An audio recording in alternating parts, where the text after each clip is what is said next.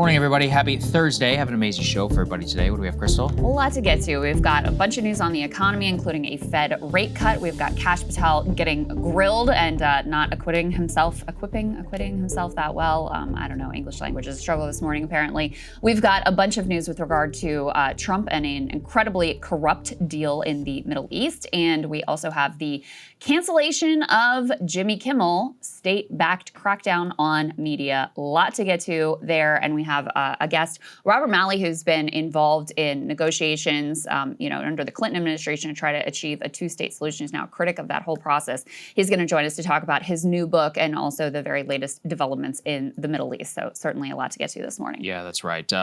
By the way, thank you to everybody who's been supporting the show. We really appreciate it. It's a crazy time here. People literally going. I mean, we were just talking before the show.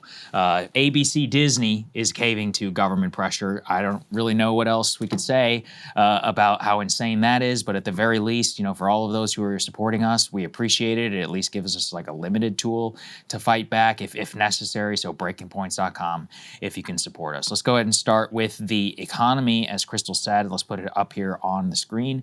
The Federal Reserve lowered interest rates by 1/4 point, signaling more cuts are likely. This was in line with expectations from economists, which is why some of the market reaction was a little bit more muted. But, quote, concerns about a job market slowdown are overriding jitters about inflation in justifying a pivot towards a shallow sequence of rate cuts. And Jerome Powell expanded a little bit on his view of the economy, inflation, slow job growth, and potential stagflation. Here's what he had to say. My colleagues and I remain squarely focused on achieving our dual mandate goals of maximum employment and stable prices for the benefit of the American people. While the unemployment rate remains low, it has edged up. Job gains have slowed, and downside risks to employment have risen. At the same time, inflation has risen recently and remains somewhat elevated. In support of our goals, and in light of the shift in the balance of risks, today the Federal Open Market Committee decided to lower our policy interest rate by 1/4 percentage point. We also decided to continue to reduce our securities holdings. I'll have more to say about monetary policy after briefly reviewing economic developments. Recent indicators suggest that growth of economic activity has moderated. GDP rose at a pace of around 1.5% in the first half of the year, down from 2.5% last year. The moderation in growth largely reflects a slowdown in consumer spending. In contrast, business investment in equipment and intangibles has picked up from last year's pace.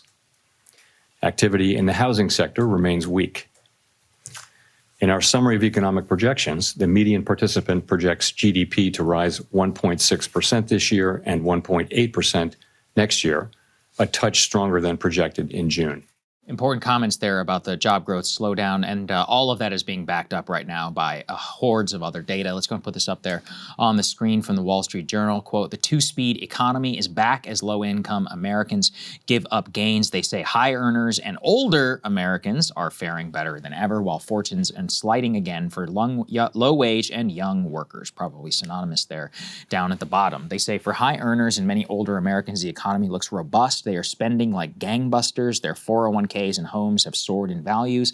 They nabbed 3% mortgage rates when they were low. Some might worry about AI eventually for their jobs, but for now the position looks very secure. What they point to, though, is that if you look at after-tax wages and salaries by household income and a change from a year earlier, you've seen a huge spike, actually, in the higher income households, but the lower income household has seen a significant decline. They also talk about the unemployment rate slowly creeping up, and more importantly, the ability to switch jobs being one that is probably more difficult than ever before. Remember that we had in 2021 or so that time when wages and competition and all there were made it so that lower income people largely could leverage their wage power and by negotiation or going somewhere else. That's gone. It's actually flipped right now. Now is a very, very bad time to quit your job and to or at least do so without having one lined up at a similar wage. A lot of people are reporting reporting actually either lower wages, downsizing in the economy, lack of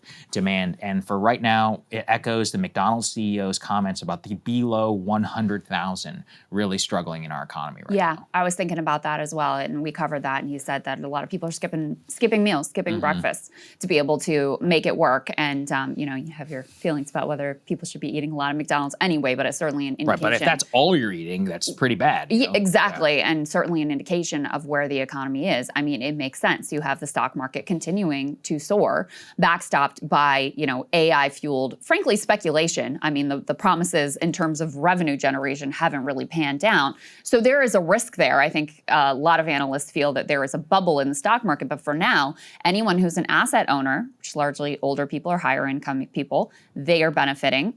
We've talked many times about the housing market struggles. Prices continue to be quite high. I also saw new housing starts are down, so there's less housing that's being constructed. Mortgage rates are high, so very difficult to get your foot on that ladder of home ownership. But if you already own a home, then you have that equity, you have that asset backing your net worth. So the country really coming apart in these two directions, which is why you see these sort of contradictory indications of where the economy is. Although frequently outside of the stock market, most of the indications are looking pretty clear that we are heading towards a downturn if we're not already in one, and very likely stagflation. And that's what Jerome Powell's comments really indicate. They are cutting rates because they're concerned about growth. They're concerned about unemployment. We've seen the jobs numbers coming in very low. As Saagar was indicating, you now have too many people and too few jobs, so they're cutting rates for that reason. But there continues to be concern about the way that tariffs in particular are impacting prices. So really not a great landscape out there economically. Consumer debt is also a big problem right now. Let's go and put this up here on the screen. Credit scores are now dropping at the fastest pace since the Great Recession. They say the national average FICO score has dropped by 2 points this year, the most since 2009.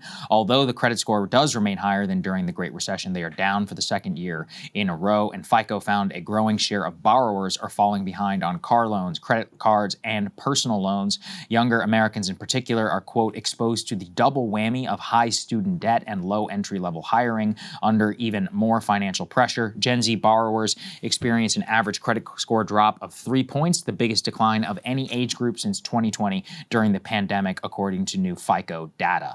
Including, by the way, if we continue on this, let's put that one up on the screen, please, about the U.S. housing market, just to show everybody where things are. It's reached now, it's one of the most unaffordable times in all of history. If you can look actually at that chart, we have a baseline chart there with inflation-adjusted home prices. Obviously, things fell during the Great Depression. We fell back to baseline after the 2009 crisis. And then you can see this massive spike, far surpassing where things were in 2006. This chart is calling it the 2025 bubble. I'm still not even really sure if that's accurate, because one of the things that drove the 2006 2007 bubble was using homes as financially speculative assets with mortgage-backed securities. Right now, though, it's actually it's a supply and demand problem. It's just the supply is just too small. And the demand is very, very high because everybody needs a place to live. And with growing population, especially with urban consolidation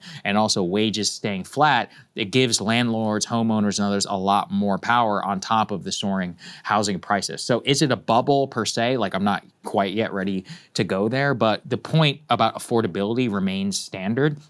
Even with the quarter-point cut, it's still not going to make a meaningful dent in what your mortgage payment would have been compared to a couple of years ago, and it puts tremendous pressure on people who are even potentially trying to save up. Because think about this, you not only have to save up the down payment if you want to avoid PMI, you also, though, are going to have to allocate so much more of your after-tax income to a potential mortgage, which is going to be double than what it was 3 years ago. And in this particular housing market, that also means you're probably going to get like half of what you half of a type of house. I've read a lot of stories about people with 3 or 4 children who are locked in a much smaller house because they had a bunch of kids over the last couple of years, and they're like, we can't leave. They're like, we can't afford it. Literally, we could sell it, but then if we'd have to buy something else at a current mortgage rate, we would not be able to afford what we actually want. So we'll just make it work. Those are the people lucky enough to already have a house. If you're 27, 28, you're kind of thinking about it, it's a tough time right now. It's very, very difficult. I think to go back to the credit score thing too, I mean, that's a really troubling indication that people's credit scores are following. I mean, that's a great point too, is that makes it even more difficult to be able to get a mortgage if that's something that you're looking at. I mean, it just complicates your entire financial life. But it's also an indication that people are using more and more debt to try to maintain and then falling behind on debt payments. There's a chart out there as well that you guys can go and take a look at of student loan delinquencies over 90 days. And when I tell you the way that thing spiked, it's, again, very troubling. And I think longer term too, you know, zooming out from the present moment and the, I guess, shaky at best economic circumstances out there, you know, there used to be a story and understanding of what you needed to do to like achieve that middle class life. It was like, go to college, take on the debt, but you're going to get paid back in your career and it's going to be fine and you'll get healthcare from your job, et cetera. And if you look at the unemployment rate now for college graduates, that rate is quite high. So there's no longer any certainty. You know, my daughter is a senior in high school. My oldest daughter is a senior in high school, thinking about where to go to college and what to do with her life, et cetera. And I have no real answers for her because as closely as I follow this, like no one knows what the impact of AI is going to be. No one knows what this country and the world is going to look like in a few years. So kids her age who are trying to make these decisions for their lives and do the right thing and set themselves up, they're at a loss for how to just do the basics of establishing themselves at this point. I know, it's really devastating. On the student debt piece, you know, with the higher interest rates and a lot of these, I think that hopefully this is a PSA. There are a lot of people who listen to the show who are younger, or maybe you have a younger brother or a sibling. Be very careful about student debt.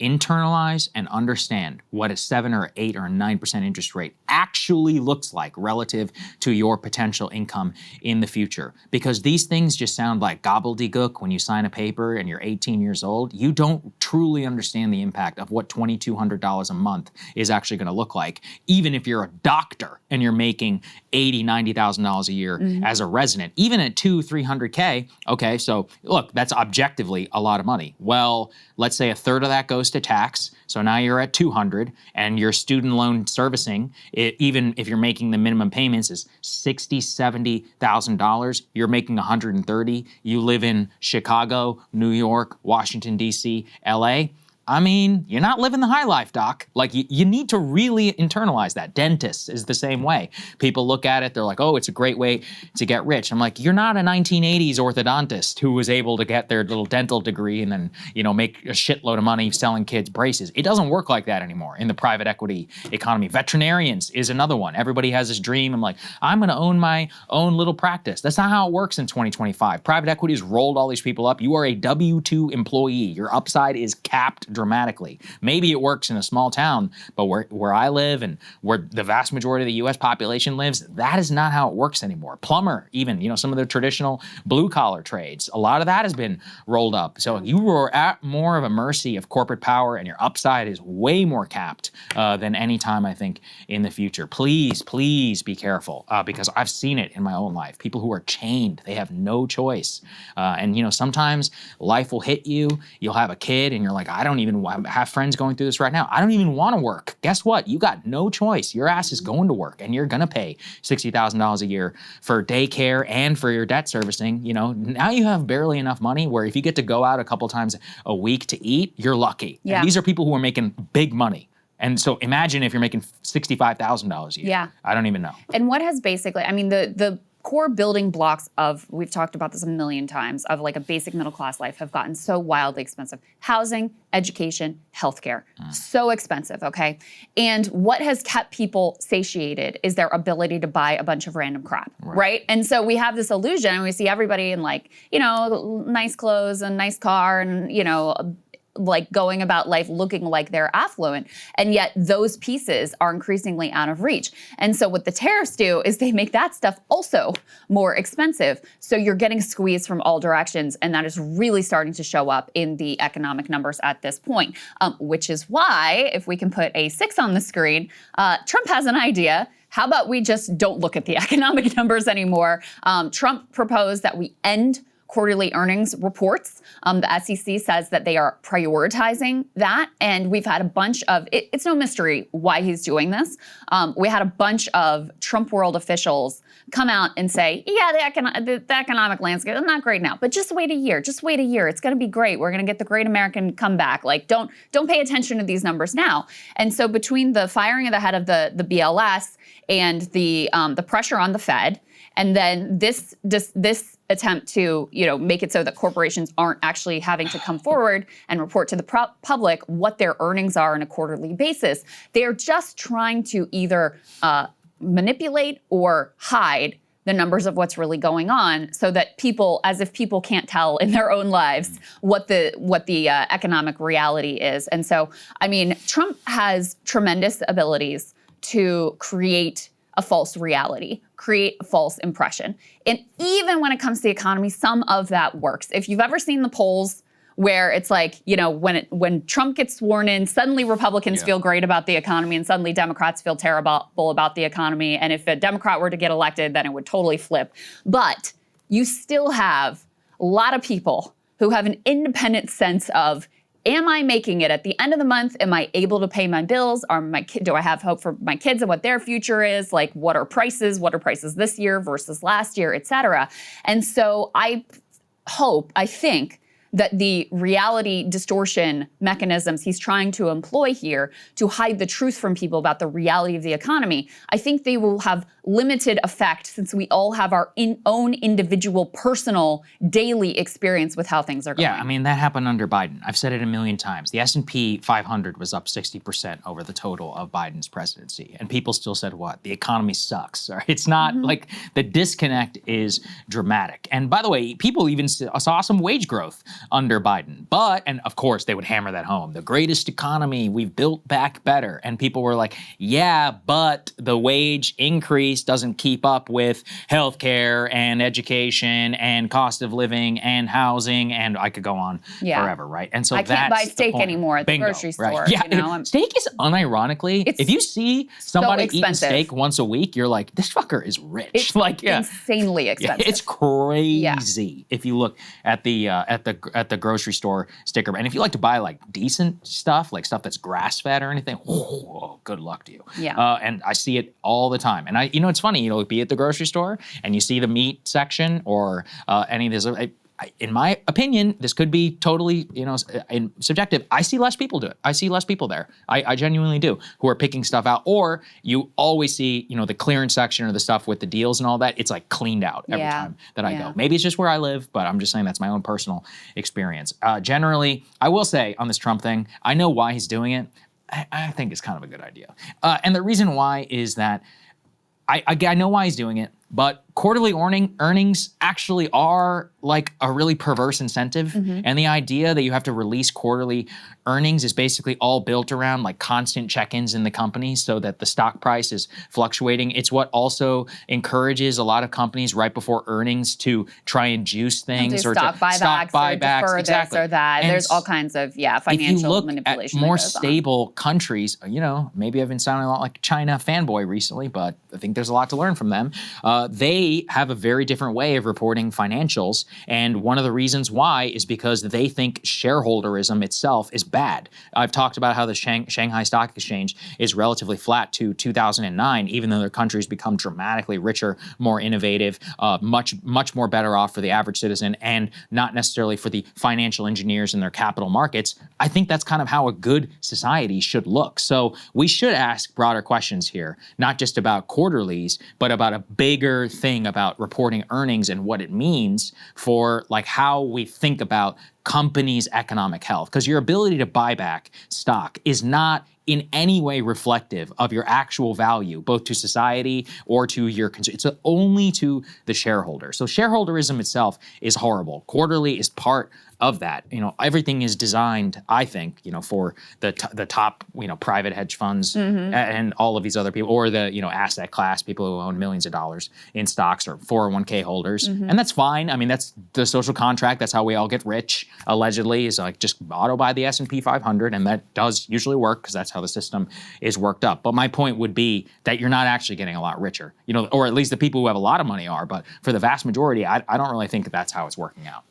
I agree, don't disagree with what you're saying, but I also have no illusion that it would take a lot bigger changes to the economy. It would change an entire reorientation of our economy to change shareholderism, that's right. short-term thinking, and the financialization of every aspect of our economy. And so, in my view, this change is just meant to provide cover to Trump and hide the reality of what's going on as we enter a period that they know well and good is going to be quite ugly for most Americans. Yeah, well, we'll see. Hey, if you like that video, hit the like button or leave a comment below. It really helps get the show to more people. And if you'd like to get the full show ad-free and in your inbox every morning, you can sign up at breakingpoints.com. That's right. Get the full show, help support the future of independent media at breakingpoints.com.